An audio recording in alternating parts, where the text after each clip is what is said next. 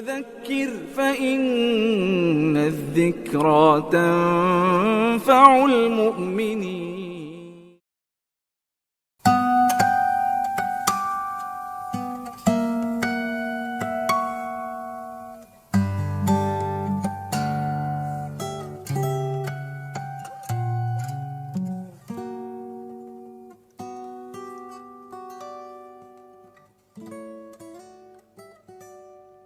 Assalamualaikum warahmatullahi wabarakatuh.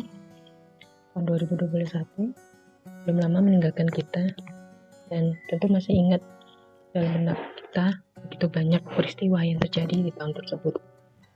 Saja kecelakaan pesawat, transportasi lainnya, dan wabah penyakit yaitu COVID-19 yang juga belum selesai hingga sekarang. Kemudian terjadinya bencana alam, baik banjir bandang, kemudian gempa bumi, maupun erupsi gunung berapi. Lantas sebagai seorang muslim, bagaimana kita harus menyikapinya? Untuk itu, pada kesempatan kali ini, saya akan menyampaikan terkait suatu tema, yaitu sabar menghadapi cobaan dan ridho terhadap qada Allah Subhanahu wa Ta'ala. Orang yang beriman pasti senantiasa akan diuji oleh Allah, di mana Allah menguji hambanya untuk mengetahui tingkat keimanannya.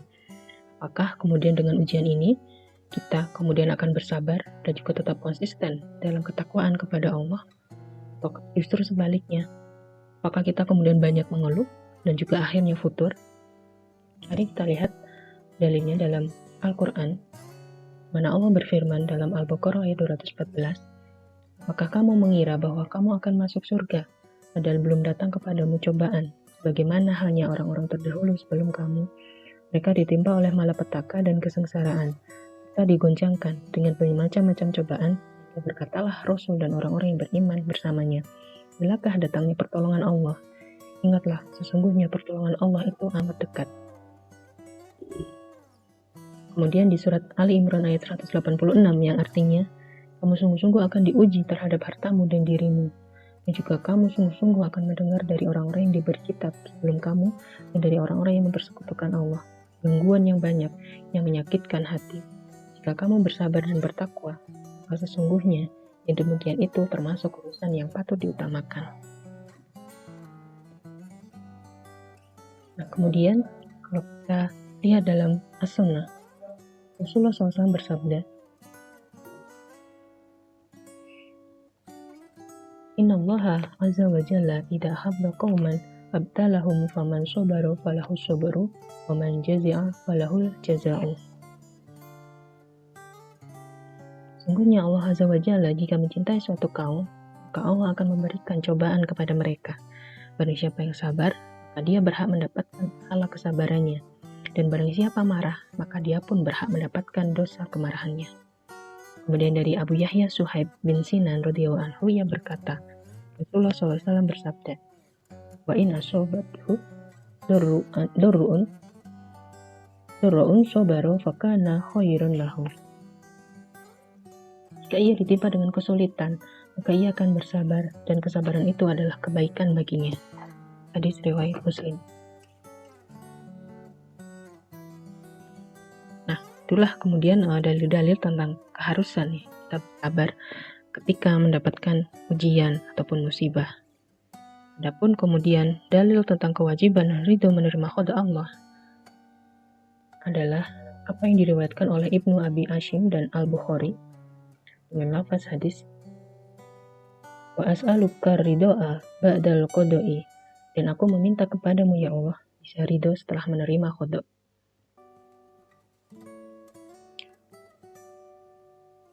Itulah dari dalil-dalil itu ya, kita harus kemudian bersabar, juga ridho, wajib ya ridho menerima qada Allah ketika ujian maupun musibah menimpa kita.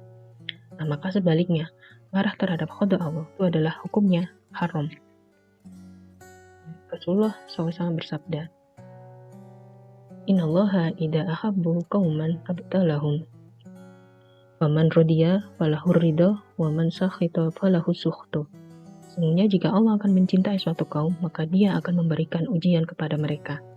Barang siapa yang bersabar, maka kesabaran itu bermanfaat baginya. Dan barang siapa marah atau tidak sabar, maka kemarahan itu akan kembali kepadanya. Hadis riwayat Ahmad dan At-Tirmidzi. Ini adalah hadis yang kemudian menjelaskan terkait keharuman marah terhadap qada Allah.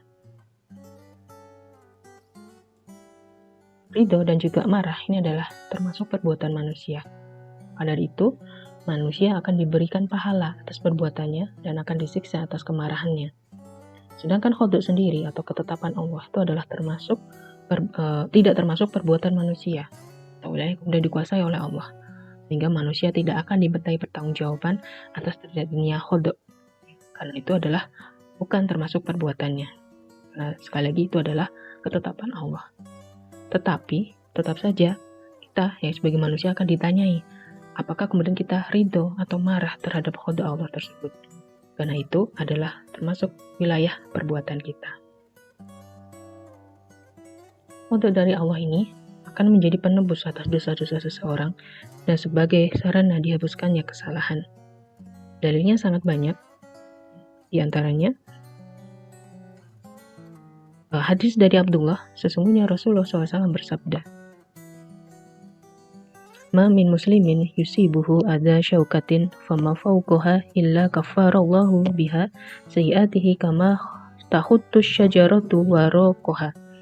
Seorang muslim yang diuji dengan rasa sakit karena duri atau yang lebih dari itu, maka Allah pasti akan menebus kesalahan-kesalahannya karena musibah itu, sebagaimana suatu pohon menggugurkan daunnya.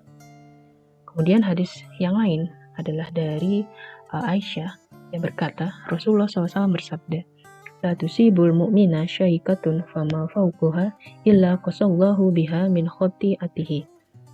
Satu duri atau yang lebih dari itu yang menimpa seorang mukmin, maka pasti dengan duri itu Allah akan mengurangi kesalahannya.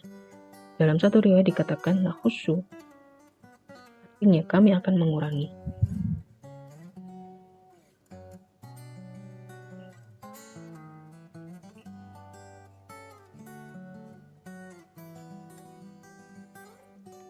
Itulah kemudian dalil-dalil dan juga sedikit pembahasan terkait bagaimana kita harus bersabar dan juga ridho terhadap ujian ataupun untuk Allah. Sabar yang sebenarnya di sini adalah sabar yang telah dijadikan Allah sebagai buah dari ketakwaan. Allah berfirman dalam surat Yusuf ayat 90, "Sesungguhnya barang siapa yang bertakwa dan bersabar, sesungguhnya Allah tidak menyia-nyiakan pahala orang-orang yang berbuat baik." Sabar terhadap cobaan dan juga qada Allah ini adalah sesuatu yang akan menuntun menuju sikap konsisten, sikap yang labil, sabar yang kemudian akan mendorong kita untuk senantiasa berpegang teguh pada kitab Allah, akan melemparkannya dengan dalih berat cobaan. Sabar seperti ini adalah sabar yang akan semakin menambah kedekatan seorang hamba kepada Rabb, bukan sebaliknya, malah semakin menjauh. Kemudian di surat Al-Baqarah ayat 155 hingga 157 yang artinya, "Dan sungguh akan kami berikan cobaan kepadamu dengan sedikit ketakutan, kelaparan, kekurangan harta, jiwa dan buah-buahan, dan berikanlah berita gembira kepada orang-orang yang sabar, yaitu orang-orang yang apabila ditimpa musibah mereka mengucapkan inna lillahi wa inna ilaihi raji'un." Mereka itulah yang mendapat keberkatan yang sempurna dan rahmat dari Tuhan mereka, dan mereka itulah orang-orang yang mendapat petunjuk.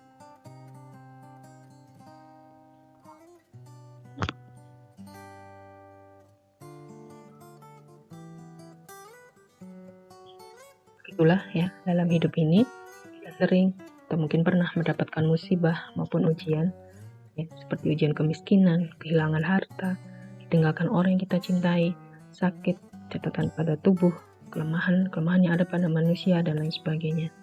Maka sikap kita senantiasa adalah bersabar dan ridho terhadap qada Allah. Itu pula sikap kita terhadap saudara kita yang tertimpa musibah, bisa kita doakan, kita motivasi, kita berikan bantuan semampu kita, mengingatkan dari musibah ini supaya kita semakin takwa kepada Allah.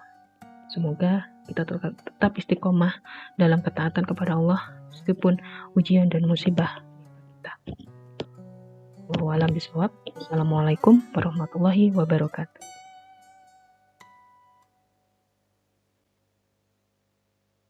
هذا كتاب أنزلناه مبارك فاتبعوه واتقوا لعلكم ترحمون